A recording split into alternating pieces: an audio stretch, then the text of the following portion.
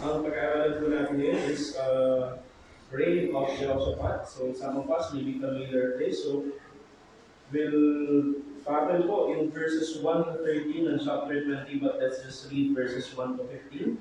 Basahin po natin ang salita. I'll read verse 1, you read verse 2. Sabay-sabay po tayo sa verse 15. Na in verse 1, andyan po tayo.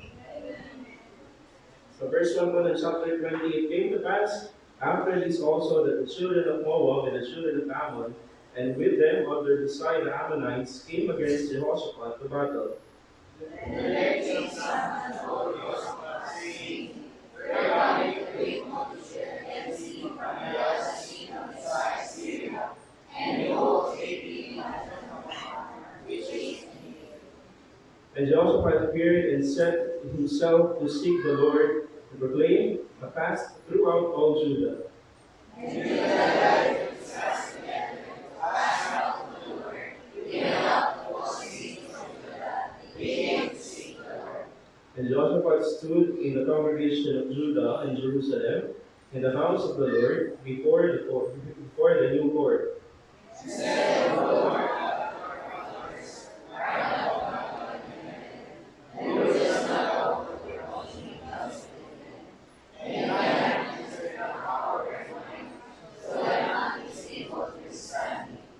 art not thou our God, who didst drive out the inhabitants of this land before thy people Israel, and gavest it to the seed of Abraham, thy friend forever? And Abraham believed, and not guilty, and for thy name's sake.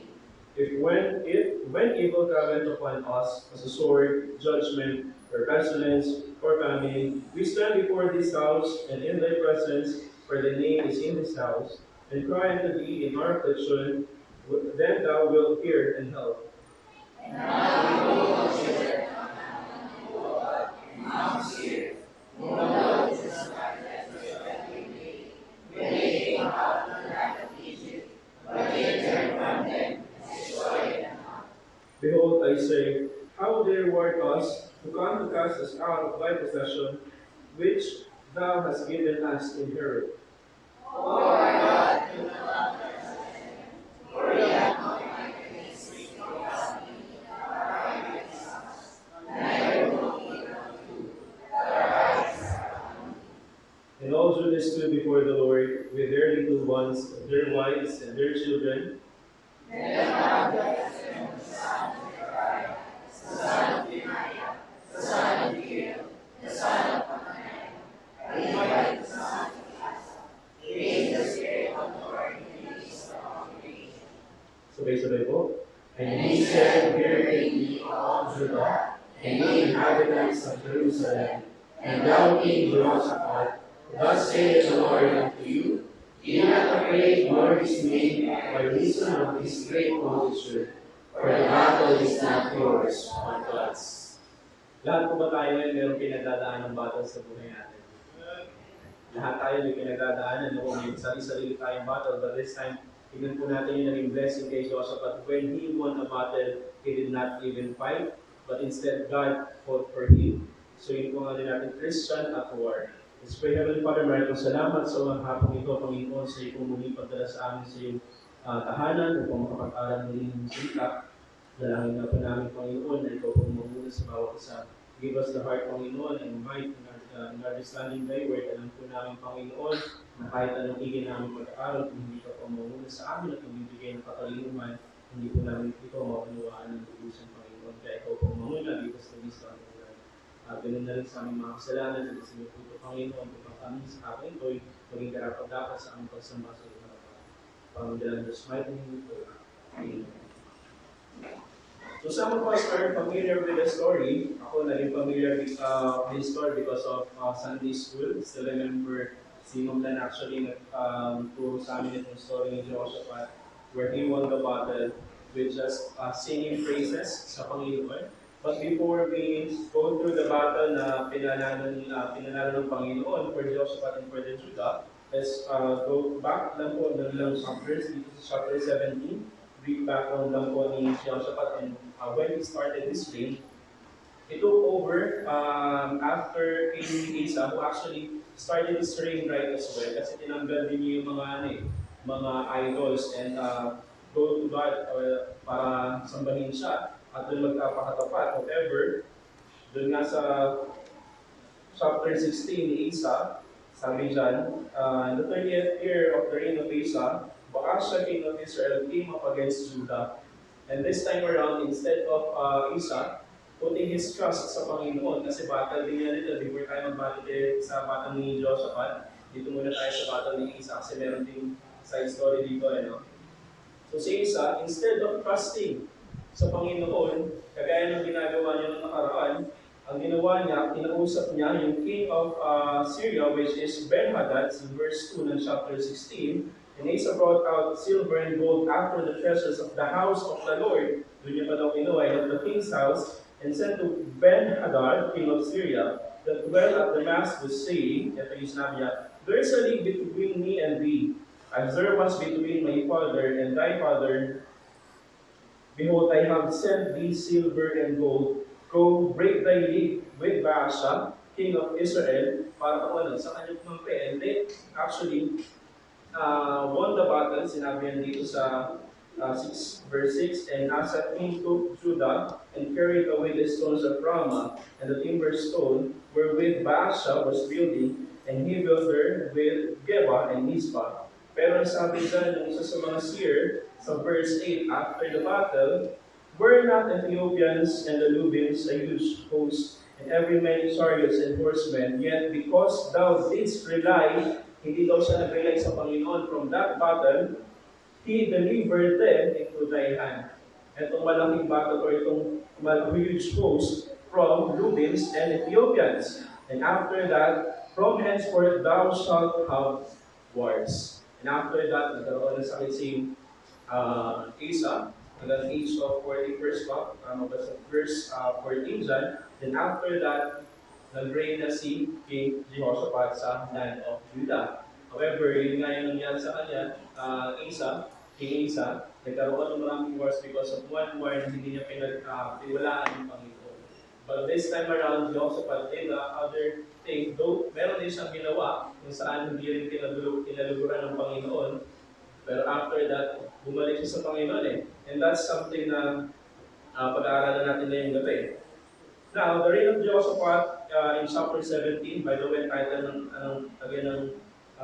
pag-aaralan is Christian at War, which is sa ibang mga sermon, madalas natin naman naririnig yung mga title ng Christian at War. Gaya sabi ko, lahat tayo nasa battle.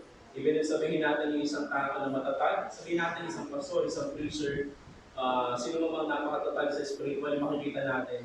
But at the end of the day, isa din sa may malaking battle or isang malaking war na pinagtatagumpayan, na pilit na pinagtatagumpayan by the grace of God. Now, sabi dito, because he walked in God's commandment, which is in chapter 17, verses 2 and 3, 3 and 4, and the Lord was with Jehoshaphat, because he walked in the first ways of his father's David, and sought not to Baal, and besought to the Lord God of his father, and walked in his commandments, and not after the doings of Israel. And he even sent out mga preachers, or mga prophets para maituro ang law of God. Kaya mas pinanigan siya ng Panginoon. Then sabi din sa verse 5, because of that, therefore the Lord had established the kingdom in his hand, and all Judah brought to Jehoshaphat presents, and he had riches and honors and abundance. Other nations round about Judah even brought gifts kay Jehoshaphat. And siyempre, alam nilang God is in favor of Jehoshaphat, so you don't want to go up against sa ganong klase ng country, di ba? So dito nga, di ba, kahit sa in our present time, yung sino malakas na country, yun yung parang inaano natin, binibigyan natin ng favor din. Kasi bakit? We don't want to start a war with them. Ngayon, parang, di ba, parang inaano nga ng ibang tao yung war against daw China. Di ba? So, nabobrought up yan for how many times? Pero sabi naman nila, hindi naman daw war nila ang gusto nila. They just want to claim their own. Eh, sabi nga nila, ang presidente ng world nabobrought up ng salitang war to put in the minds of people. Pero somehow or another, minsan meron tayong mga matatapang na kapatid sa Facebook. Di ba? Now, akala mo kung makapag-post, lalaban, pero pagdating siguro ng war, sa din sa mga nagtatalo. So we have to fight a war minsan na hindi naman dapat natin start. Now this time, anong nangyari kay Jehoshaphat, some even brought gifts to Jehoshaphat to stop or to keep that from happening. But what happened in chapter 18, sabi niya dito sa verse 1, and now Jehoshaphat had riches kasi nagkaroon na rin siya ng mga chariots. Nagkaroon na rin siya ng mga valor, mighty valor, men of valors. So, mas kinatakutan siya ng ibang pamilya. But what happened in chapter 18 is that now Jehoshaphat had riches and honor and abundance and joined affinity with Ahab, which is the king of Israel. And after certain years, he went down to Ahab to Samaria and made Ahab killed sheep and oxen for him in abundance for the people that he had killed, and persuaded him to go up with him to Ramoth Gilead. So kumbaga parang kinuha niya yung favor din ni Jehoshaphat to go up against Ramoth Gilead. Pero siyempre, alam niyo yung malaking country, may mga mighty valor men, lahat ng provision nasa kanila. So of course, yun yung papaligan niya or yung parang lakas na kukunin niya so that they'll win against Ramoth Gilead. But what happened? Sabi dito, then though Jehoshaphat inquired the prophet, of course, kasi nga nagtitiwala din siya sa Panginoon, hindi siya naniniwala talaga sa prophets na pinakita ni King Ahab. Sabi niya dyan, though Jehoshaphat inquired by prophet of the Lord named Micaiah, he still followed Ahab. That is actually in verse 22 ng chapter 18. Sabi niya dyan, now therefore behold, the Lord hath put a lying spirit in the mouth of these, ito si Micaiah, these thy prophets, and the Lord had spoken evil against thee. Sabi niya sa 27 and 28, and Micaiah said, if thou hast not the Lord spoken by me, and he said, hearken all ye people. So the king of Israel and Jehoshaphat, the king of Judah, went up to Ramoth Gilead. They continued their battle in Ramoth Gilead. Now what happened? It was then after the loss, the Moabites and Ammonites, actually after nung nila, ano nangyari sa verse 33? A certain man grew bow and at a venture and smote the king of Israel between the joints of the harness. Therefore he said to his chariot man, turn thine hand, that thou mayest carry me out of the host, for I am wounded. And the battle increased that day, howbeit the king of Israel stayed himself up in his chariot against Syrians until the even, and about that time the sun going down, he died. So there was a loss after the battle then, and he returned back to Judah. But what happened? Because of the loss, nagkaroon ng fire yung puso ng ibang countries round about them na nakita nilang talunan si Jehoshaphat, which is dati nilang kinakatakutan because nakita nila yung mighty valors, yung favor ng Panginoon sa kanila, yung provision ng Panginoon. But now, we lost. Nagkaroon sila ng lakas or nagkaroon sila ng desire to go up against someone na matagal na. Kasi several years before nangyari yung battle niya with Ahab sa Ramoth Gilead. So, for how many years, nakita nila isa sa mga pinakamalaking country in Judah with Jehoshaphat. And now, nakita nila yung isang pagkakataon na mahina si Jehoshaphat in Judah. What would they do? They would take advantage, of course. Sabi din siya sa, yun na nga, yung binasa natin kanina, doon pagkang si Jehoshaphat naman is bumalik din sa Panginoon after that. Sabi din siya sa verse 1, yung binasa natin, now this is the start of war. So first point natin, we'd like to study the faith that was exercised by Jehoshaphat. Kasi alam naman natin ang battle is something hindi naman nawawala. Kaya nga diba sa, may nagsabi before, yung mga tao na mahilig manood ng mga TV series, diba? Mahilig manood ng mga romance, mahilig manood ng mga battles. Sino ba dito mahilig manood ng mga wars? Mga movies about wars. Wala? Kaya ba yan? Ako man tayo nanonood. Kahit mga romance, nanonood ako ng mga ganyan. Kaka-transfer nga lang ng isang movie sa akin ng trabaho ko ng nakaraan. Which is of course, pinapanood natin because it's entertaining, right? Talaga naman nakaka-entertain yung mga ganyang bagay pag nakikita mo yung pagbarilan sa sasabog yung ulo mo siya o kaya pagtama ng sabog yung mahihiwa na lang sa dalawa.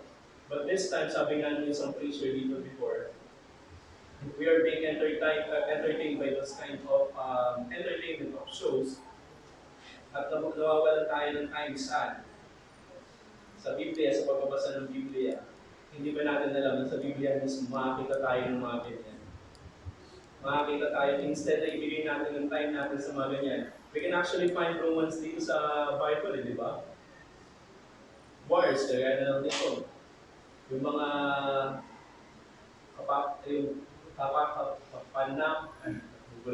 kapanamanabi, di ba? Yung si Peter, bigla siya nung gulog sa tubig. Si Jonah, nilulog siya ng whale. Di ba? Napakaraming bagay na pwede natin basahin.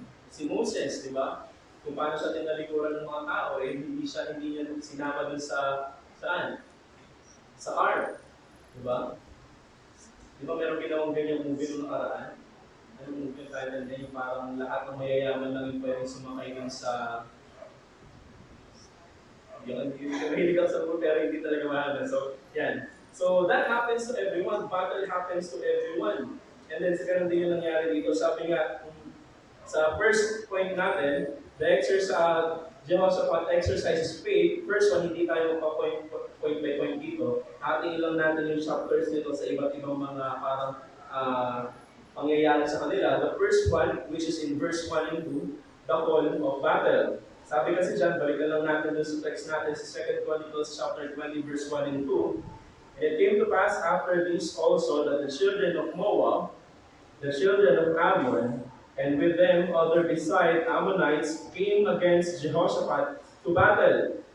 That's when the battle started. Then there came some that told Jehoshaphat, saying, There cometh a great multitude against thee from beyond the sea. Tama ba yun? I'm not mistaken, parang Dead Sea. Dead Sea ba yung nasa likod nito? Or Red Sea? From beyond the sea, on the side, Syria, and behold, they be in houses of Tamar, which is Engedi. So this is when the battle started. This is when nag-start na matakot si Jehoshaphat doon sa mga papunta sa kanyang counties or nations para sakupin din sila. And minsan tayo, we're living life as if it's everything's going fine, and then some way, bigla na lang tayo kakamustahin ng problema. Did that ever happen to us? Na parang everything's parang well, everything's doing fine. Then all of a sudden, biglang may darating na problema. Diba? Parang napaka-easy na lang ng buhay natin. Walang problema, maayos ang parents natin, kumikita tayo ng tama, lahat ng pangangailangan na po-provide naman, wala tayong iniisip ng bills, di ba? But all of a sudden, biglang may ganito mangyayari. Ako nagulat din ako parang dito kami sa Crestview, ilang beses na yung tinestimony dito. Dito kami sa Crestview, okay lang eh. Ayan tayo, kahit renta sa bahay, bigay ako, bayad sa kuryente, bigay ako. Bigla kaming lipat ng Vermont. Nagulat ako eh. Hindi lang ako nagulat sa laki ng binabayaran. So sabi ko, before, sabi ko, maliit ang kita ko. Pero maliit na din binabayaran ko. Sumabay naman kung kailan gumanda-ganda yung aking product, yung aking blessing material ng Panginoon. Saka din naman nagkaroon ng ganito. Pero sabi ko nga, right timing na din talaga ng Panginoon. But for some of us, it's very difficult kapag ikaw masyado ka na napunta sa comfort zone. Doon yung comfort zone, kumbaga parang wala ka nang iisip, but then suddenly something would twist yung mga nangyayari sa buhay natin. Because sabi nga dito, the previous laws and had the courage to go up against him, but like Jehoshaphat, we face our own battles to win. Kasi sabi nga sa John 16:33, in the world, he shall have tribulation. Hindi pwedeng hindi tayo maghirap, hindi pwedeng walang hirap dito sa iba. Lalo sa isang Kristiyano. Bakit? Dahil isang Kristiyano nag-strive na mamuhay ayon sa kalooban ng Panginoon. Yan yung mas tinitira ng talata. Kapag tayo, the more tayo na nag-strive na mamuhay according to the will of God, the more reason kung bakit tayo gustong pabagsakin ng talata. Bakit? Kasi we are the ones na nagiging fruitful sa Panginoon. And Satan doesn't want that, but God loves a fruitful Christian. go in, multiply ka, di ba? Hindi naman din yung sinabing multiply para mag-anak lang tayo ng mag-anak, magpakarami ng lahi, but multiply sa gawain ng Panginoon. Napakaraming beses sa Matthew 28, di ba? Go ye therefore, teach all nation. Fruitful, hindi lang sinabing fruitful para mag-bring ka ng souls. Pag sinabing fruitful, andyan lahat ng ministry binigay ng Panginoon. Giving, service sa Panginoon, pag-awit sa Panginoon. We can be fruitful in other ways, in other ministries na binigay sa atin ng Panginoon. But then again, sabi niya, in this world we shall have tribulation. Some of us has different situation. Sino ngayon na may problema sa health?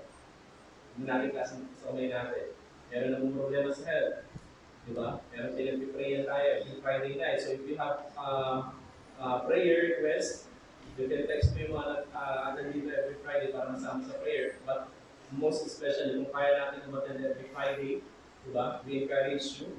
We are being blessed spiritually, and we are also being blessed physically, dahil napupusog kami after ng fellowship. Now, merong iba na namang problema financially. Sino namang problema sa financially? Natin tasa kami natin. But most of us are actually having problem with that as well. Diba? Some of us namang problema sa relationship. Hindi agad boyfriend-girlfriend. Sa family. Diba? Napakaraming situations na pwede pataanin ng isang tao. Some of us may even have a battle spiritually. But what do I mean? We may be here physically, but spiritually, nakikipaglaban tayo kasi utak natin. Some of you may not even understand a word that I'm saying right now. Because bakit? Wala yung puso natin dito sa simbahan. Why are we here for?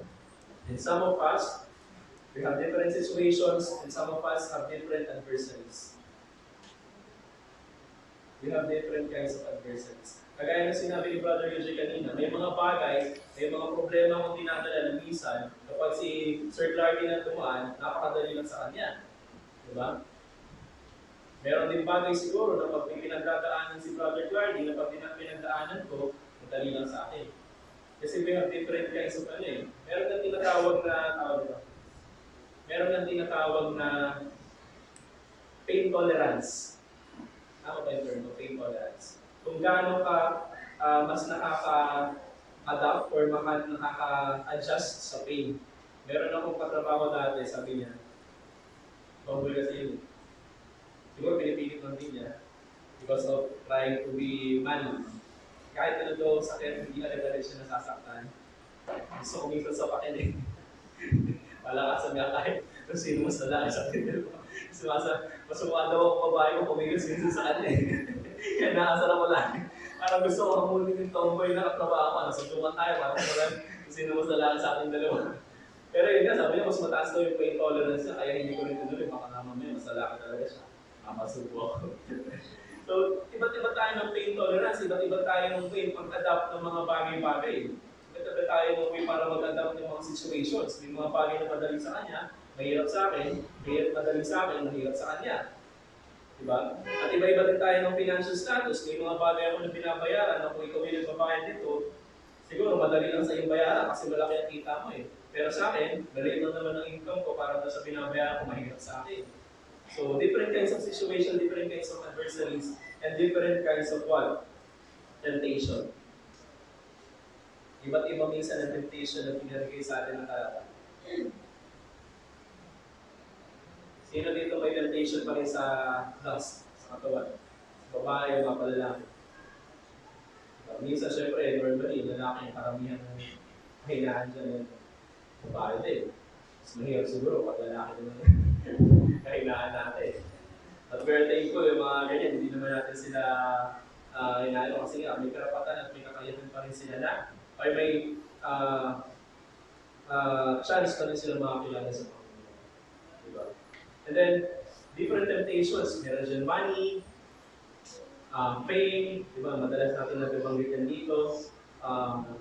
Fortune, fame, female, ano pa yung isa? Parang apat ata yan. We have different kinds of temptation. Minsan na yung mga tao na desire talaga nila kumita, yumaman.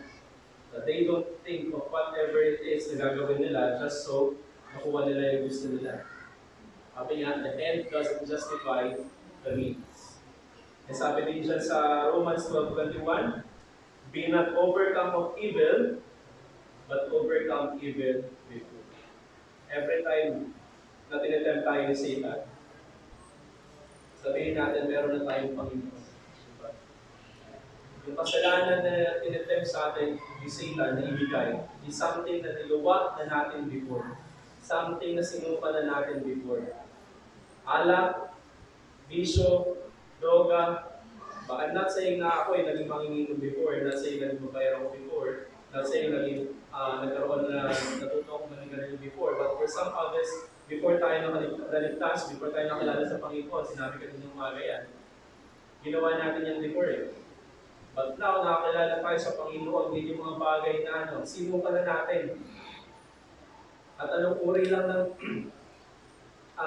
anong uri lang yung kumakain pa rin ng sarili lang suka? So hayop lang, di ba? And we are not that. We are human beings. We are Christian. We are the sons of God. Na yung mga kasalanang sinuka na natin, hindi na natin binabalikan. Tama po ba? Now, we are fighting our own battles every day. Like Paul said, I die daily. Kasi nga, every day, pag-isip pa lang natin sa umaga, may temptation na agad. Pero with that battle, doon din kasi natin minsan masusubok yung faith natin sa Panginoon like Jehoshaphat. Doon natin makikita that in spite of all the trouble na pinagdadaanan natin, there's actually peace. There's actually a source of peace na pwede natin mapagkuhanan. Naalala ko mayroong story na isang king. I'm not sure if others are familiar with this. Kahit popular na rin story na to. Merong isang king na ginawa niya sa mga artists. Pinagawa niya ng art, I'm not sure yung tama yung pagkakakwento, art kung saan kailangan niya nang i-portray dun sa art na yun, yung pinakamagandang way para may portray nila yung pagkakaroon ng peace, kapayapaan. So of course, as an artist, ano normally papasok sa isip natin pag knowing natin ng something about peace? Ano kaya yung papasok sa utak natin pag nag-drawing? Sino hiling mag-drawing dito mag-painting? Dati nahilig talaga ako sa painting. Kaya siguro naalaman ko dito ang story. Sino nahilig mag-paint po? So anong normally yung paint natin dyan kapag sinabing peace? Di ba yun? Ang normally natin dyan, pamilya, di ba, maayos sa pamilya, o kaya naman scenery, yung burol, tapos may araw sa gitna, tapos may dagat, tapos may mga lumilipad na rin, mga ibon, tapos may puno na mabunga, tapos inaayon ng hangin. That's what peace is, di ba? Normally sa ating pag-iisip. Pero meron isang artist, nilagay niya sa gallery, nilagay niya lahat ng peace na yun. Pero meron isang part na kung saan pinag-wonder ng mga taong tumitingin. Bakit ganito yung painting ng isang to? Kasi yung painting niya is actually something na chaotic. When we say chaotic, parang magulo. Diba? Kumbaga parang andyan yung bagyo, andyan yung sakuna, andyan yung sunog. Lahat ng sabihin natin pwedeng masama or hindi magandang pangyayari, andun sa painting na yun. Now the question ng mga tao, bakit kaya ito yung nilagay ng artist na to? Pero yung pala, doon sa corner or sa small part ng painting na yun, there's actually a nest ng isang ibon na kung saan nandun yung mga, ano bang malitaw sa malilit na ibon? Inakay niya, kung saan visibly niya pinipid yung kanyang mga inakay with words. Kasi doon di ba normally pinipid? Sino ba nakakita ng gano'n? Ang question na So, normally di ba gano'n yung mga inakay? Ay, yung mga inahin na ibon, pinipid nila with words yung kanilang mga inakay doon sa nest nila. And then naka-spread yung wings niya doon sa mga inakay niya para lang ma-keep safe yung mga bata o yung mga inahin niya mga ibon. And that is actually happening in the middle of a chaotic place. Can you imagine? And do we understand yung point of art ng artist na yun? Do we understand yung point niya that sometimes peace is hindi natin nakikita minsan kung saan maayos na lugar. Yung peace, tunay siyang nasusubok at tunay natin masasabing there is peace when we have parang lahat ng bagay na maayos in spite of all the troubles na dumadaan sa atin. And sometimes, what's wrong with us Christians is that isang maliit na problema lang dumating sa buhay natin, bumabagsak agad tayo. Bakit kaya tayo agad-agad bumabagsak? Pero dahil doon, so wala tayong tamang communication, we don't have the right relationship sa Panginoon. We say that we are Christians but we don't pray. We say that we are Christians but we don't read the Bible. So that whenever Satan tries to tempt us, to call us, napakadali sa kanyang gawin. Because we don't have the right relationship with God. Now, secondly, after the call of battle, reason ko na lang ito ng konti, 7 ata kasi ito, the prayer for help. Sabi dito sa verse, balik tayo sa text natin, verses 3 to 5, and Jehoshaphat feared and set himself to seek the Lord and proclaim a fast throughout all the Judah. Nakita niya na yung problema eh. Diba alam niyo wala siyang magagawa because of the numbers that would try to battle him. So, sino ba dapat dito yung nag-fast na because of a problem? Actually, hindi ko pa talaga, kaya hindi ko talaga tayo mag-fasting. Kasi mag-diet lang po ng isang meal sa isang tanghalian, hindi ko kinakaya. So, I guess siguro some other time. But dito sabi ni Jehoshaphat, and proclaim a fast throughout all Judah. In verse 4, and Judah gathered themselves together to ask help of the Lord. Even out of the city of Judah, they came to seek the Lord. In just verse 5, and Jehoshaphat stood in the congregation of Judah, in Jerusalem, in the house of the Lord, before the new court. Lumapit sila sa Panginoon. Ang maganda kay Jehoshaphat, unlike nung kay kanino? Kanina tinagal natin si King Isa. Diba? Kanina siya lumapit. Kay?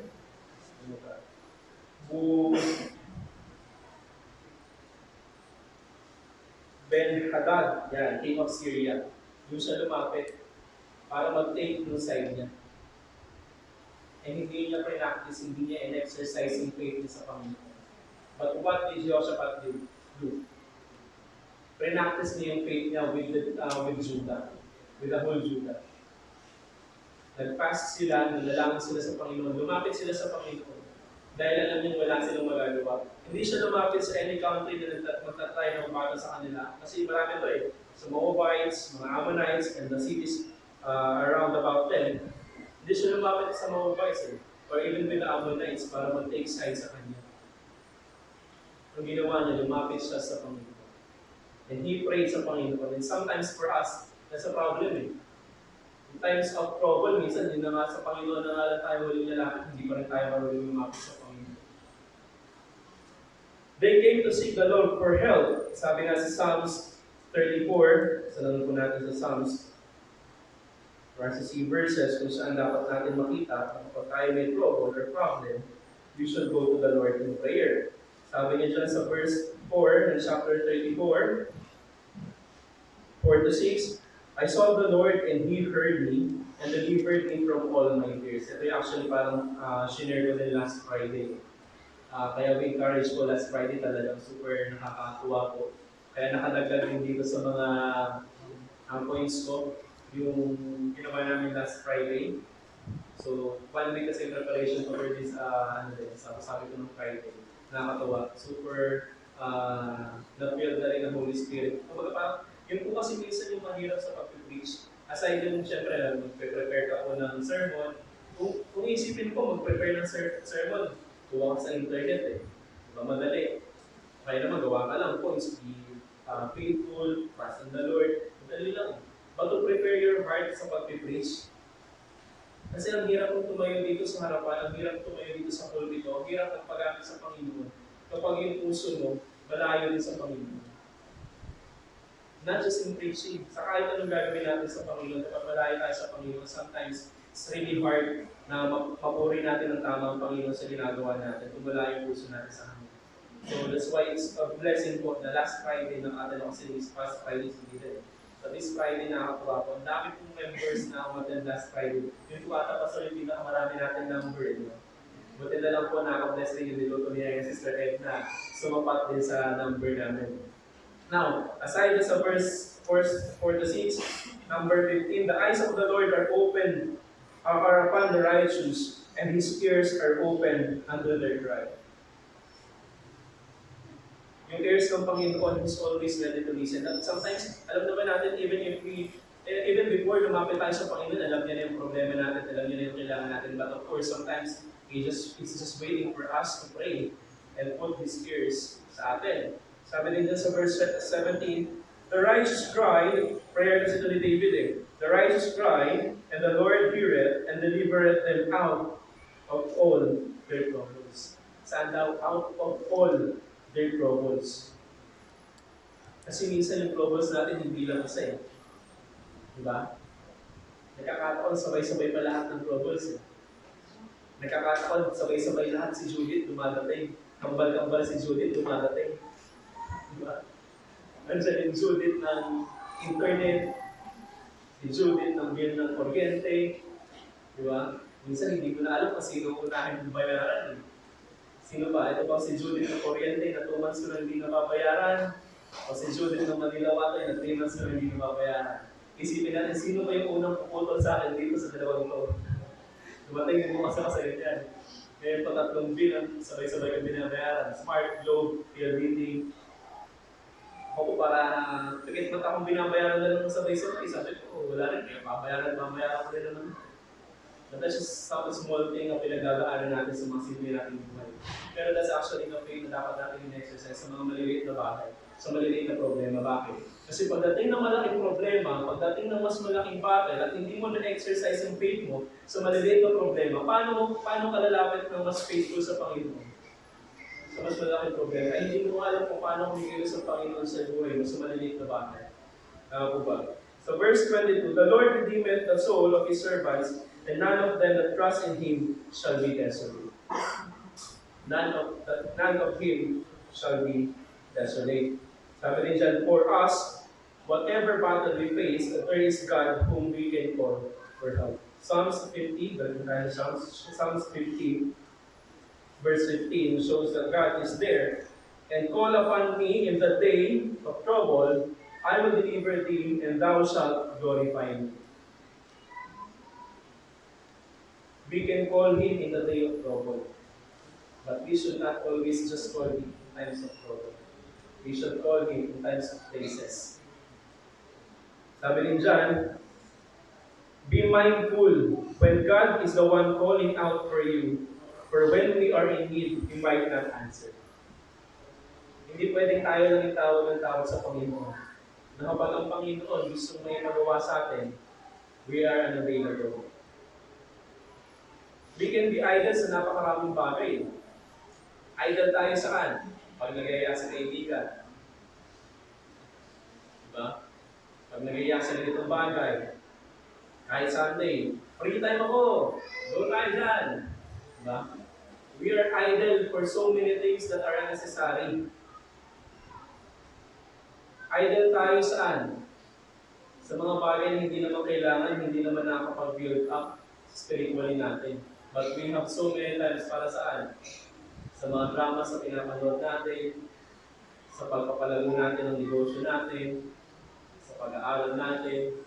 We should not compromise the Word of God. Sabi niya sa Proverbs 1:24,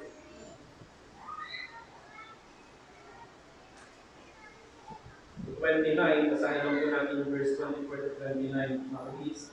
Because I have called and ye refused, I have stretched out my hand and no man regarded, but ye have set at naught all my counsel and would none of my reproof. I also will laugh at your calamity. I will mock you when your fear cometh. When your fear cometh as desolation and your destruction cometh as a whirlwind, when distress and anguish cometh upon you, then shall they call upon me, but I will not answer. They shall seek me early, but they shall not find me. For that they hated knowledge and did not choose to fear the Lord. Let's not wait na tayo na yung kailangan sa Panginoon. Tayo na yung pasasahan natin. As early as now that we have time, we should praise Him. Answer any of His callings. Diba? Mahirap naman, kagaya nung lagi nila bibigay sa ating example, kung kailan wala na tayo lakas para mag-serve sa Kanya, saka tayo nagsisige. Diba? Anong ginagawa natin? Anong in-offer natin? Yung latak natin. Yung mga bagay na hindi naman tayo po sa Panginoon. Mga sinabi sa Malakay, dapat ang in-offer natin is the best na pwede natin i-offer sa Panginoon. Sabi din dyan, be built by the rock and not in sand. Diba? Binil tayo, gusto tayo i-build ng Panginoon sa rock and not in the sand. Kasi we're in sand, nag-desolate agad yan. Bumubuwag agad yan. Sabi din niya sa Matthew 7:24.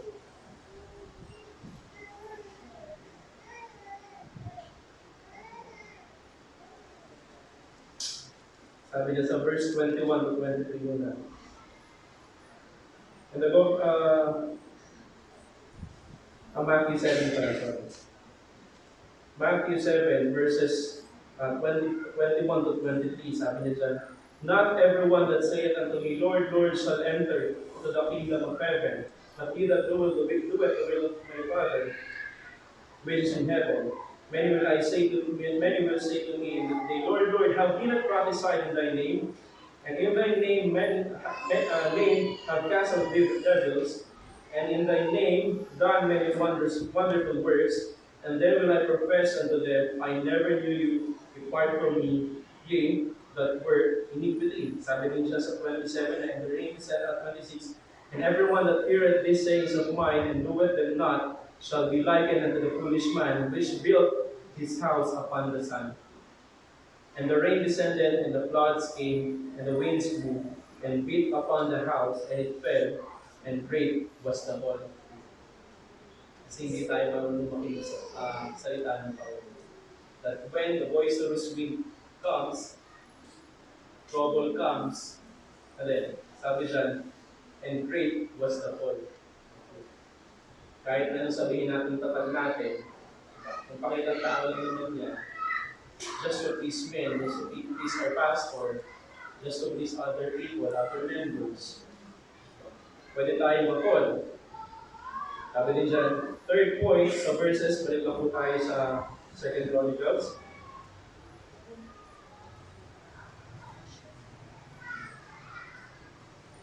Second Chronicles.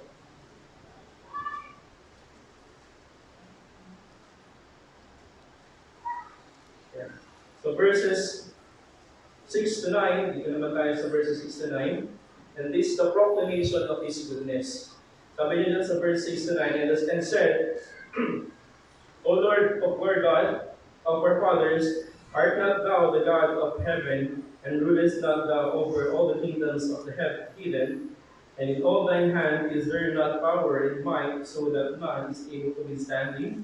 Art not thou our God, who didst drive out the inhabitants of this land before the people Israel, and givest it to the seed of Abraham, thy friend forever?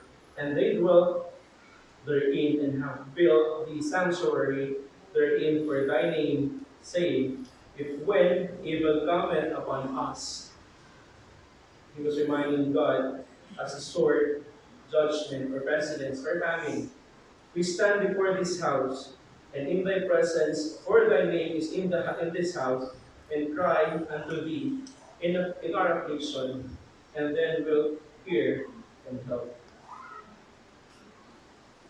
I-remind yung Panginoon pa lang ang ginawa ng Panginoon sa amin. And unlike nung ginawa ni Isa, na kung saan doon pa sa house of God, kumuha ng mga riches para i-offer doon sa Isa, i-remind yung Panginoon, this is where you keep us. And that sometimes yung mahirap sa atin. Marami na nga tayong problema sa buhay, marami na nga tayong pinagdadaanan, napakahirap pa sa atin pumunta sa church. Napakahirap pa sa atin makipag-usap sa Panginoon. Napakahirap pa sa atin makipag-usap sa pastor natin to ask for prayer. Yung minsan yung pag-attend lang naman natin dito, minsan yung napaka-importante. That strengthens yung mga preachings na napapakinggan natin, yung mga preachings na tinutulugan natin. Minsan kung kailan pa tayo natutulog sa preaching, yun pa pala yung preaching na dapat natin narinig. Yun pa pala yung dapat natin inuunawa. Sabi ni John, God truly never fails. Kaya nire-remind natin, Panginoon, you've been given us this. Diba? God never failed in all His promises. And it's also for us to hold His promises sa verse 9. Kaya yung sinabi dun if when evil cometh upon us the sword judgment, sinabi niya yung mga gagawin ng Panginoon. We praise and bless Him from our experiences. We praise Him because of all the things that hindi natin sa nire-remind, Panginoon, ganito ka dapat But we're reminding Him to praise Him for what He has done for us. Ano na nga bang ginawa sa buhay natin ng Panginoon? May nagawa na bang Panginoon sa buhay natin? Or are we so blinded na hindi natin nakikita yung pagkilos ng Panginoon sa buhay natin? Sabi niya sa Psalms 34, the time of Psalms 34,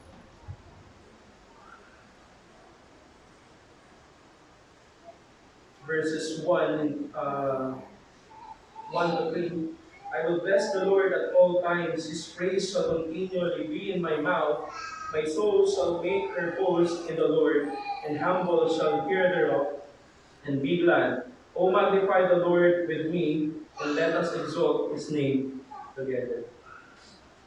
We should not forget to praise God in times of blessedness and in times of troubles. Kasi minsan, pag nagkaroon na tayo ng trouble, masyado na tayo nakafocus sa problema. Hindi mo alam, no?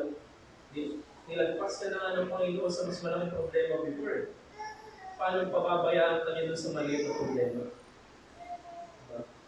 Now, verse 4 point natin, para sumulisa ko, verses 13 to 17. Jump up lang po tayo. But with the verse 12, sabi ni John, O our God, will thou not judge them, for we have no might against this great company that cometh against us. Neither know we what to do, but our eyes are upon Thee. This is also a proclamation na alam niyo wala silang kayang gawin, especially after the loss. Alam niyo wala silang kayang gawin. But He Himself knows na wala silang, ng Panginoon lang yung last resort na meron sila. Now, 4 point, the answer of God in verses 13 to 17. Ito yung parang climax na ng story ni Joshua dito 13, and all Judah stood before the Lord with their little ones, their wives, these when they pray. Kumbaga parang sa atin ito sa church natin, we pray together as one. Malapit tayo sa Panginoon. Whenever someone sa ating brethren may mga kailangan, we all pray together for that person, for that brethren. Then upon Jaziel, the son of Zechariah, son of Benaiah, the son of Jael, the son of Mattaniah, the Levi, the sons of Asaph, came the Spirit of the Lord in the midst of the congregation. And he said, Hearken ye, all Judah, and ye inhabitants of Jerusalem, and thou, King Jehoshaphat, thus saith the Lord unto you, Be not afraid, nor dismayed, by reason of this great multitude, for the battle is not yours, but God's. Minsan yung battle kasi na problema natin, hindi naman natin dapat problemahin. But we don't know how to cast all our fears sa Panginoon. Pero sinabi na ng Panginoon, all this battle is indeed for you to win. All this battle is indeed for you to fight. The battle sometimes is God's, pero tinitake over natin. Kaya doon nakikita yung parang pagiging self-righteous natin. Sabi ni John sa verse 16, Tomorrow go ye down against them. Behold, ye come up by the cliff of Ziz, and ye shall find them at the end of the brook, before the wilderness of Jerusalem, Jericho. Sabi niya sa verse 17, ito instruction, Ye shall not need to fight in this battle. Hindi na daw niya kailangan makipaglaban on that battle. Sabi ni John, Set yourselves, stand ye still, and see the salvation of the Lord with you, O Judah and Jerusalem. Fear not, nor be dismayed. Tomorrow go out against them, for the Lord will be with you. Kasi nakita ng Panginoon yung righteous call nila sa Judah and Judah. Ito din yung salvation natin.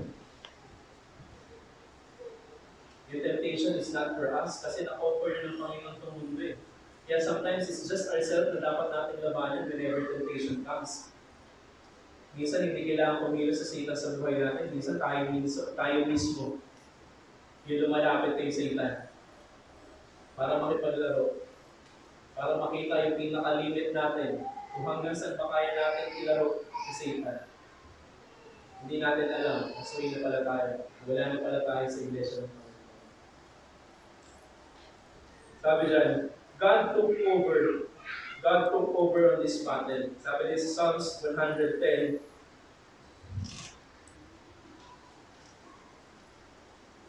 did that ever happen to us? That sometimes meron tayong iisip ng problema. Di ba minsan may mga problema kasi na hindi nagpapatulog sa atin. Minsan may mga problema na hindi natin matanggal sa isip natin. And then suddenly, malalaman na lang natin that it's actually all good na pala. Yung mapapapray na lang sa Panginoon sa langit. Yung minsan nakala natin, kailangan natin mag-worry all night, all day. But then, bigla-bigla na lang yung Panginoon iiwas. Yung 3 months mo ng bill ng kuryente, hindi na babayaran. Wala pa sabi, bigla may darating. Maliit na bagay, di ba? Pero nakakatawa. Every time that God works in us. Ako nung nakaraan ko, pumray ako sa Panginoon. Kasi as you all know, I'm living in production for. Full month of June, wala ko talaga. Isa lang. First day of June na nagkaroon ng production. Full June talagang wala akong nakausap, kailangan mag-close na sale. But, coming July, hindi ko alam kung bakit, paano kumikilos yung Panginoon, kliyente ko mismo yung malapit sa akin. Even may managers, sisinkwento ko yun sa kanila. Seryoso ko ba? Kasi baka mamaya, mga close client yan, nag-check lang sa'yo. Sabi ko, no nga, may even went to their house ko, yung kagaya ng bahay nila natin Edna. Malaking bahay nila doon, sabi nga ni Carl, nakala niya, ghost house na rin, parang bakasyon na nandun. Pero yun po, ibang mga kliyente, lumapit po sa akin. Lumapit po this month. Which is, I had an event, kaya kung sabi ko nga kay Pastor, dapat last Friday pa akong British. I had an event po last Friday, kaya yun ako nakapin. God gave me blessings sa mga pagdating na yun. Which is, yung event na yun, dapat may malaking production. Which I was able to do. Sabi ko na sa Panginoon, akala ko nakalimutan na yung pangangailangan ko. And this time around, sabi ko sa Panginoon, hindi talaga pwedeng mag-miss out din ako sa pagbalik sa kanilang blessing. Kasi yung Panginoon, sobra-sobra binibigay niya. He'll let you feel na minsan parang wala ka mapagkukunan, but then again, bigla niya magbubuhos. Nakakaya naman buhos na buhos sa'yo ng blessing ng Panginoon, ikaw ganun pa pa din. Buhos na buhos ang blessing sa'yo spiritually, nakaupo pa rin tayo. Isn't it better na kapag mas binibless tayo ng Panginoon, the more na dapat tayo discern sa Kanya? So sabi din dito sa chapter 110, the Lord said unto my Lord, sit thou on my right hand until I make thine enemies thy footstool. The Lord shall send the rod of thy strength out of Zion, rule thou in the midst of thine enemies. Diba, may mga bagay tayo na malaking problema, yung pala, kaya naman pala natin tapak-tapakan mo. Kaya sabi dito I make thine enemies of thy footstool. Sabi din dyan, every battle is not ours to begin with. Yun yung sinabi sa verse 15. Mga battle na hindi naman natin kailangan pagtagumpay ng sarili natin. But we are so self-righteous na nakakalimutan natin na may Panginoon na una nang namuhay, na una nang pumarito sa lupa para paglabanan natin to conquer sin. Sabi din dyan, His ears are open to the righteous prayer. Kaya nung sinabi diba sa James 5:16, the effectual fervent prayer of a righteous man availeth much. Sa 1 Peter 3:12,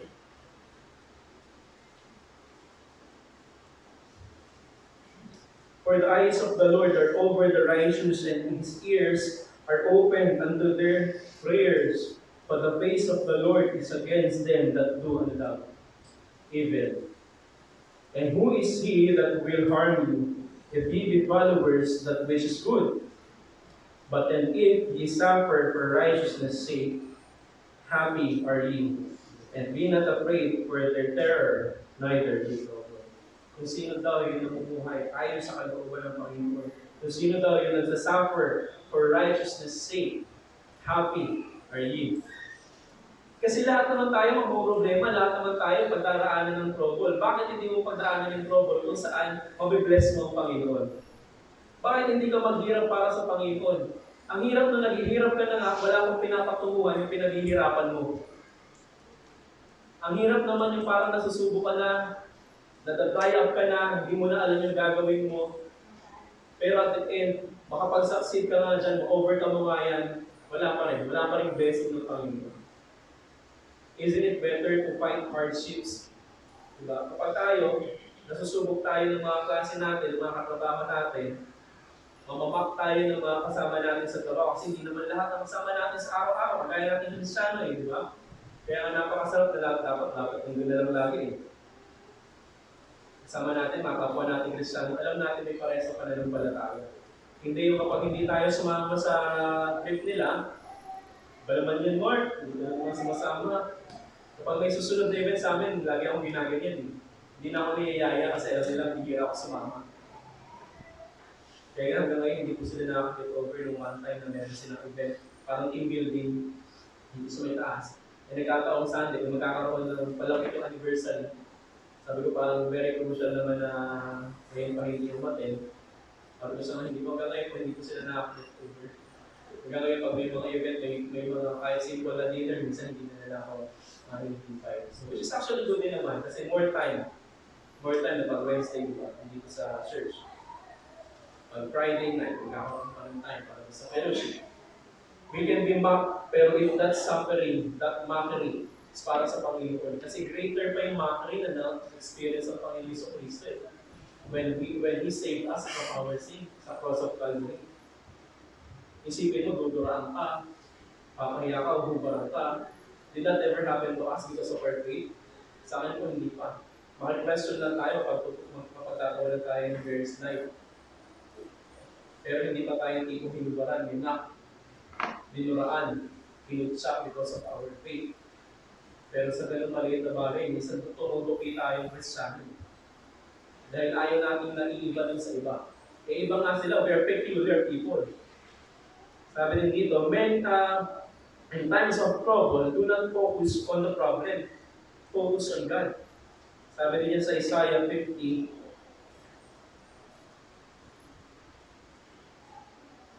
Isaiah 50 verse 7. For the Lord God will help me. Therefore shall I not be confounded. Therefore have I set my face like a flint, and I know that I shall not be ashamed. Focus our eyesight sa Panginoon. Kagaya ng story ni Mary and Martha, di ba? When they received Jesus Christ sa kanila, sumumpa siya doon about kay Mary. Ano sabi ni Jesus Christ? Thou art troubled with many things. Pero ano bang mas kinahihingan ng Panginoon? Si Mary, who listened sa Panginoon, who put his ears her ears sa Panginoon to listen. While Martha, she was so busy sa mga bagay, which is hindi naman yun yung gusto ng Panginoon. Minsan masyado tayong focus sa mga ginagawa natin. To show off, but we forgot to listen. Masyado tayong maraming ginagawa na necessary na pala para sa Panginoon. But there is actually something more na pwede pa natin matutunan, na pwede pa pala natin gawin para sa Panginoon. Fifth, doon tayo sa verse 18 naman, to 21, and this is the leading of Jesus Christ. And Jehoshaphat bowed his head with his face to the ground, and all Judah and the inhabitants of Jerusalem fell before the Lord, worshiping the Lord. And the Levites and the children of Kohathites and of the children of Korites stood up and praised the Lord of Israel with a loud voice on high. And they rose early in the morning and went forth in the wilderness of Tekoa. And as they went forth, Jehoshaphat stood and said, Hear me, O Judah, and ye inhabitants of Jerusalem. Believe in the Lord your God, and so shall he establish. Believe his prophets, so shall he prosper. Sabi ni Diyos sa verse 21, and when he was consulted with the people, he appointed singers unto the Lord, and that should praise the beauty of his holiness. And they went out before the army and say, praise the Lord, for his mercy endureth forever. Anong ginawa nila dun sa battle? Anong dinala nila? Nagdala ba sila ng sword? Nagdala ba sila ng shield? Anong ginawa nila sa verse 21? And when they were consulted of the people, he appointed warriors ba? Kasi napakarami doon sa binasa natin dun sa verse, sa chapter 18. Sinabi dyan yung mga na-build niya eh. Yung mga army niya. Pero dito, sinabi niya dyan sa verse 21, hindi yun yung dinala niya. When he consulted, he appointed singers unto the Lord. To what? Hindi naman siguro singers ang makikipag-battle with army. Ang sabi dyan, and God should praise the beauty of His holiness. They praise the Lord in a battle. Do you think sino yung mananalo? Yung may mga dalang cymbals, may dalang gitara, may dalang piano, o sa war sino mananalo? Yung may dalang espada, may mga nakasakay sa kabayo, may mga spear. Sino sa tingin natin yung mananalo? Yung manispring, siyempre, kung magkakaroon ng battle, ang mananalo, yung may mga espada, yung may mga spear, yung may mga, nakasakay sa kabayo. Because that's how a battle or a war starts. Doon sa time nila, ganyan yun. For us, ang start, ang war, nagtalo na ng mga baril, di ba, bombs. And when they began, Judah followed God's instruction, yung sa 17b, kung ano yung sinabi ng Panginoon, that they should not have to fight for the battle. They just have to put their trust sa Panginoon. And sometimes, we don't know or even understand how God's work. Diba? Kung parang paano po ako Panginoon nananalo sa battle ito kung wala naman po, hindi naman po ako lalaban? Nahantayin ko na lang po Panginoon na ako isang sakay ng espada ng mga ito. Pero sabi dyan, napatuloy sila eh. That's how God's work, but we just have to exercise our faith and continue praising Him. Sometimes, even if we don't understand what's happening, we just have to put our faith sa Panginoon and exercise our faith sa Panginoon. Like Paul said, fight the good fight of faith. Ano natin nasabing fight the good fight of faith? Madali tayo lumabagsak. Like Job, we lost everything, but continued his faith. Tayo nga, mawalan lang tayo ng 1,000 sa wallet natin. Ang problema na sa atin. Diba? Mawalan lang tayo ng 20. Hahanapin talaga natin yun. But Job lost everything. His family, his fortune, nilang pa siya ng mga kaibigan, his wife, but he continued his faith. We just have to follow God's path, hindi yung path natin. Kasi paano natin na-exercise yung faith natin kung patuloy pa rin tayo kumikilos ayon sa kakayahan natin. Sabi nga sa Psalms 109, verse 105, the word is a lamp unto my feet and the light unto my path. Like with Jonah, di ba, nag-decline pa siya, pumunta sa linggo. Pero doon pa rin siya nilin ng Panginoon.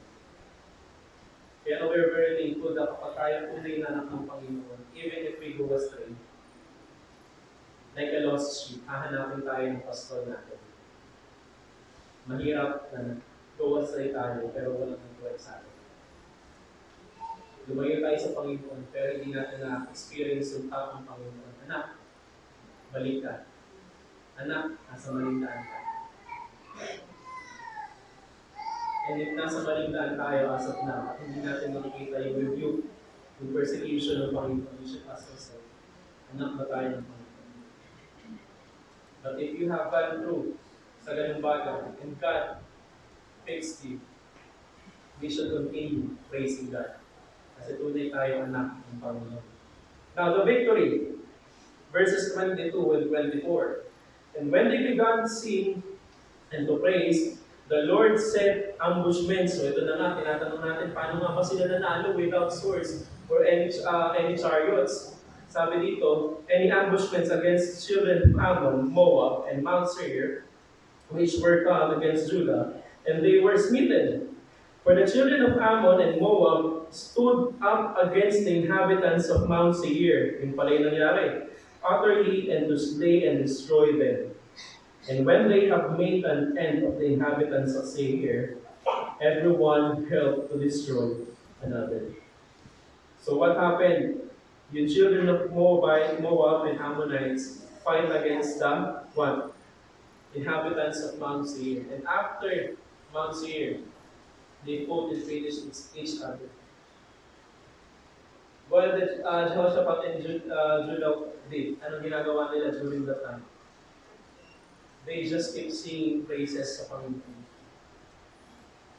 And should we say na kailangan ko pa rin Panginoon kumilos? We should say, we should pray sa Panginoon. This is something na nakuha ko sa camp namin before na hanggang ngayon hindi ko nakakalimutan. When we ask God na kumilos sa buhay natin, we don't just ask for help sa Panginoon. We ask God to fully work in our lives. Ano yung ibig sabihin? Hindi yung parang may part pa din tayo. Paano mo sabi may, wala tayong part, ayaw pa rin yung kumikilos. You have to be the one to do it, pero susundin natin yung path ng Panginoon. Susundin natin yung nilid kung saan tayo nilid ng Panginoon. And that's when we say na yung Panginoon ang tunay na kumikilos sa atin. Hindi yung parang sidekick lang ang Panginoon sa atin. Panginoon, ano lang ha? Alalay ka lang dyan. Kapag nagkamali ako, ikaw bahala. Hindi po ganun ang Panginoon. God will be the one to lead us. Hindi pwede kapag kailangan lang natin siya. Back up lang ang Panginoon. When we do something, we should ask fully kung ano yung pagpapagawa ng Panginoon. That's why, ngayon po may pinagpipray ako. Nakwento kasi ni Pastor noong nakaraan that I'm actually planning to resign for the end of the year. If God's will. Ayaw ko sana i-share kasi baka mamaya maulog. Pero I would like to take advantage na din of this time to ask for prayer for everyone. Share ko na po nung nakaraan sa group namin sa young people. I was thinking na po talaga and praying sa Panginoon to lead me sa mas magandang trabaho because of pangangailangan na talaga sa bahay. Medyo talagang matindi. And magkakaroon ng paligtiman, nakwento ko na rin po nung nakaraan, magkakaroon na ako ng panibagong way of incentive. So, mas hirap, mas lalaki. Sabi ko sa Panginoon, kapag ganun po, binakta ko yung performance ko nung nakaraan, and most possibly, hindi aabot sa magiging bagong requirement. Sabi ko, Panginoon, nag-pray na po talaga ako na lead me to another, kung saan mapaprovide. Pero, sabi ko nga, sabi ni Pastor, antay ka lang panibagong taon. However, these past few weeks na nakakasama ko, which is actually good thing po sa amin, nagkaroon ng arigagon. Nagkaroon ako ngayon ng bagong manager. Nagkaroon ako ng mas higher, parang region head, plus area head. Pareha sila napalitan. And now, if some of you saw my post ko noong nakaraang month, yung nakadilaw ako, nag-talk sa harapan, mukha po atang napansin ako ng region head namin. Tapos nung nakaraan po, nagkaroon kami ng event dito sa may Marcos Highway, which is nagkaroon ng struggle. Tapos ako yung parang whole day, hapon na, wala akong nakukulos na dito. Andun yung region head. And then, during that time, wala nga pong So ako na yung inaasahan na makapag-close na kahit isang deal na lang for that day. Which is a blessing kasi nakapag-show off din po, yun nga, nakapag-close ng deal. So, nakita ng region head. So, sabi ng region head, after yun, nag-ibero. Sabi niya, pang manager na din daw yung, sabi niya, prepare na daw. So, sinabi din yun naman isa ko manager, yung area manager after that. So, sabi ko, akala mo biro lang. Kasi sabi ngayon, hindi ko biro pa rin po talaga. Sabi ko, hindi ko pinansin na for managerial nga daw ko. Tapos, nung nakaraan, yun nga po, yung Friday na may event dito sa may Essential. Nagkausap kami ng manager ko, tinignan niya yung performance ko. Which is nakita nga niya po yung issue na walang production kasi walang na-close na deal. Sabi niya, Mark, hindi pwede ito. Pinabahan ako, sabi ko, bakit po ba? Akala ko magkakaroon ako ng incident report. Bakit po? Meron po ba akong malaking problema na po ba yung walang production? Sabi niya, hindi Mark, kasi for next year, paano ka namin may po-promote for area manager kung mababa yung numbers mo or yung production. So, naman daw kami, hindi naman po, parang pinipishin ko pa siya ng information. Sabi ko, posible naman po yan, kasi syempre, mababa nga yung performance ko. napakarami pong mga financial advisors na mas malalaki ang production. Sabi niya, hindi naman hindi naman lang sa performance. Sabi niya sa leadership namin daw, and the way na kumarap sa tao. Sabi ko, ma'am, hindi rin po pwede kasi blessing na nga lang po na nakapasok ako sa bangko kasi 2 years graduate po ako. Hindi ko siguro mas sila-require sa managerial position. Sabi niya, sino nagsabi sa'yo? Kasi yun po yung parang isa sa pinakamalaki na ako din. Inferiority complex ko na mga katrabaho ko na nakapag-aral ng 4 years grad, but I'm only graduated ng professional course. Sabi, sino nagsabi sa'yo? Sabi, tapos after pa nun, hindi ko pa rin pinansin. Nung after nun na, kinausap niya yung branch manager naman dito. Sinabi niya na, she's asking for help, tulungan niya ako to put my numbers up. Sabi niya, for next year na kasi pag nagkakaroon, pwedeng i-refer ng manager. So sabi ko, mukhang seryoso naman pala talaga yung manager ko, which is sabi ko sa Panginoon. Hindi ko nga po alam kung talaga yung pag-pray ko siya na gawin ng Panginoon o ano bang meaning ng Panginoon. Sabi ko, whatever po na ibigay sa akin. Kasi parang yun nga po, inferiority complex ko din na mag-manage ng mga tao. Bali natatapos so 2 years na. Pero sabi ko, kung yun yung ibibigay sa akin ng Panginoon, for me to have a provision din, why not po? Sabi ko na lang sa Panginoon, kung ano bang i-lead mo, sige po. Pero kung talagang hindi man, kasi nga po, hindi rin talaga, wala rin ako kung kasiguraduhan yun. Yung management pa rin po sa taas sa magde-design. Sabi ko, bahala na rin po. So, kung ano ba po mangyari, please pray for me na lang din po, ano? Kung syempre malaki pong kailangan natin. So, i-provide ng Panginoon, why not? Pero kung i-lead tayo ng Panginoon to other job, sana po i-lead tayo ng Panginoon sa trabaho na kagaya ng trabaho ngayon, hindi tayo nalalayo na hindi natin kailangan-compromise yung gawain sa church. So, yun nga, ba't tayo napunta doon? Yun yan, sa pag-follow natin sa Panginoon and the victory na meron tayo sa Panginoon, we don't ask God for hand, but we should ask Him na kumilos sa ating buhay. Para masyado wala rin na puntahan natin. Sa John 4:4 po, sabi dyan, 1 John 4:4.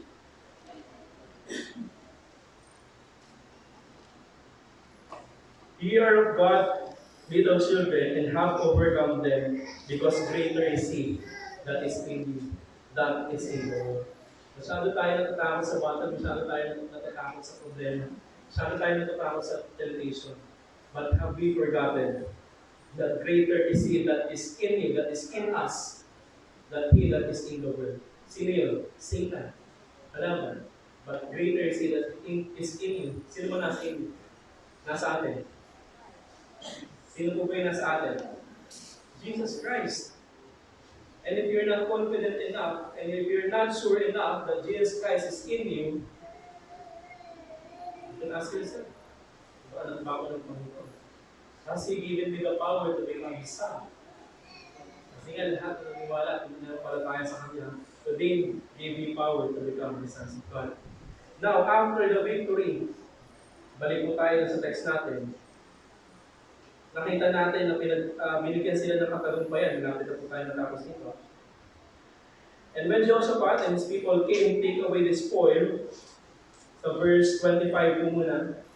Then when Jehoshaphat and his people came to take away the spoil of them, they found among them in abundance both riches with the dead bodies and precious jewels, which they stripped off for themselves, more than they could carry away. And they were 3 days in gathering of spoil.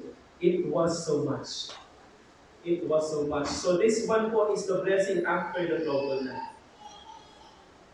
Kasi nga masyado tayo nakafocus sa problem at masyado tayo nakafocus sa trouble na meron tayo, that we don't know that actually God is preparing us for a greater cause.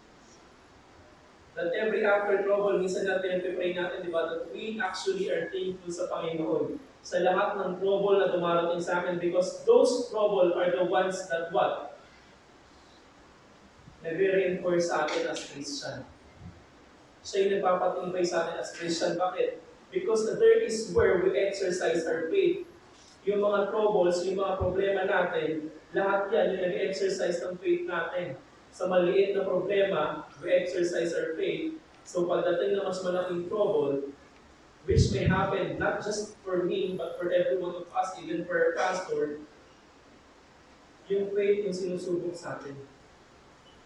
Lahat nga, di ba? Lahat ng anak ng Panginoon hindi pwedeng may fair share of their what? We should take our own cross para sa Panginoon. Lahat tayo pwedeng may pagdaanan. God let us go through situations for a reason. Sabi nga sa Romans 8:28, very familiar na. Sabi nga sa Romans 8:28, and we know that all things work together for good.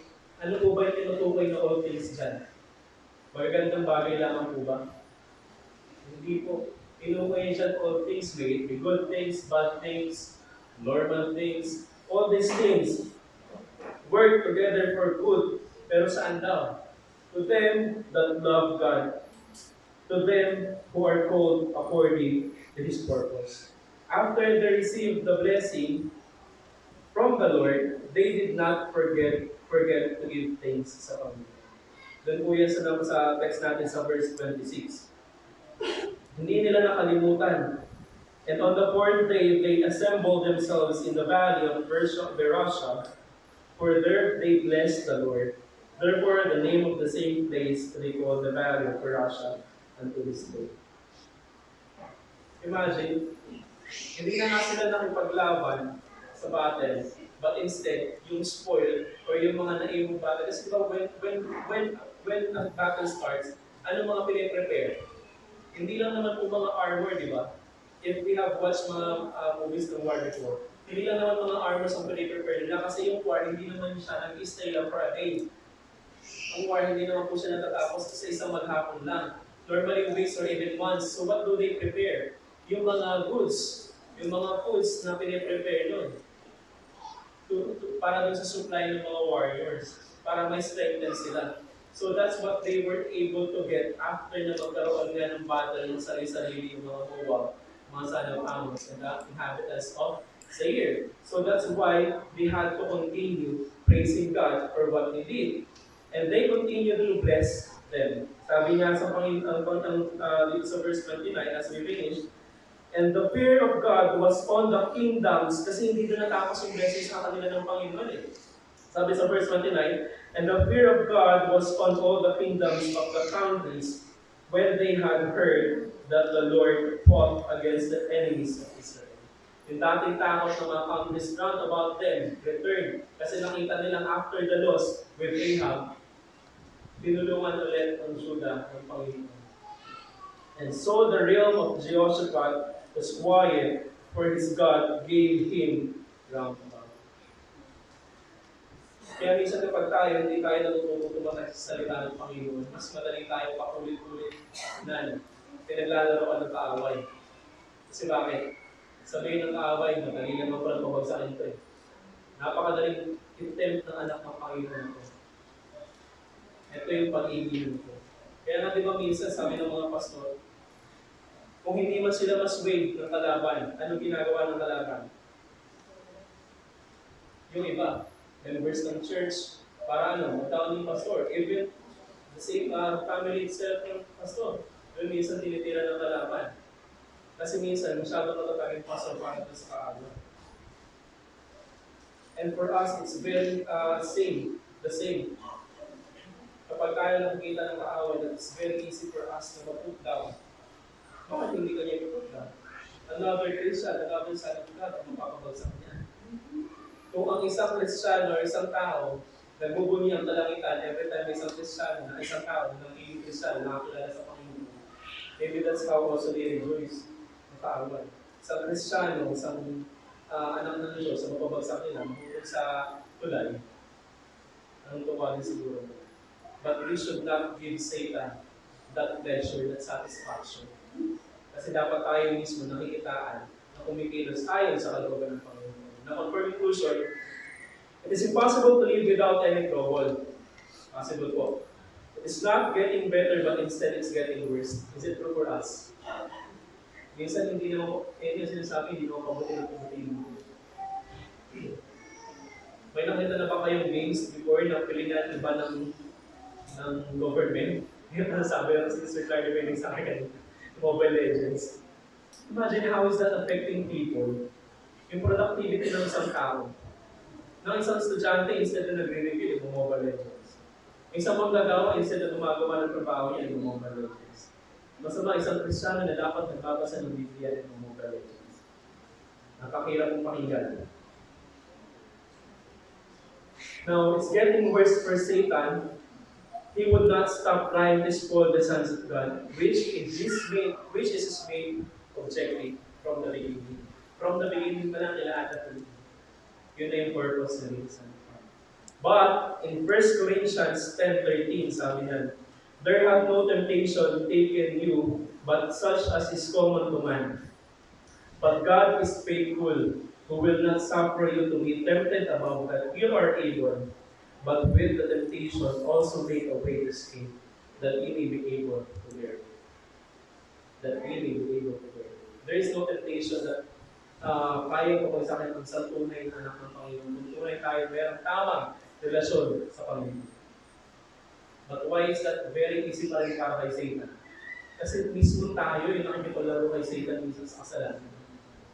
Wala na nga tayong tamang relationship sa Panginoon. It's very, parang nag-enjoy pa tayo makipaglaro sa temptation. And all it takes is a faith as small as a mustard seed, and nothing shall be impossible. Yung sinabi sa Matthew 17:20. Even just as small as a mustard seed. Ito yung kanta favorite ni Brother Eugene. Nasa rin sa akin, just a little faith. Just a little faith. There's so much that God can do. Hindi ko na pumakanta yung lyrics nila.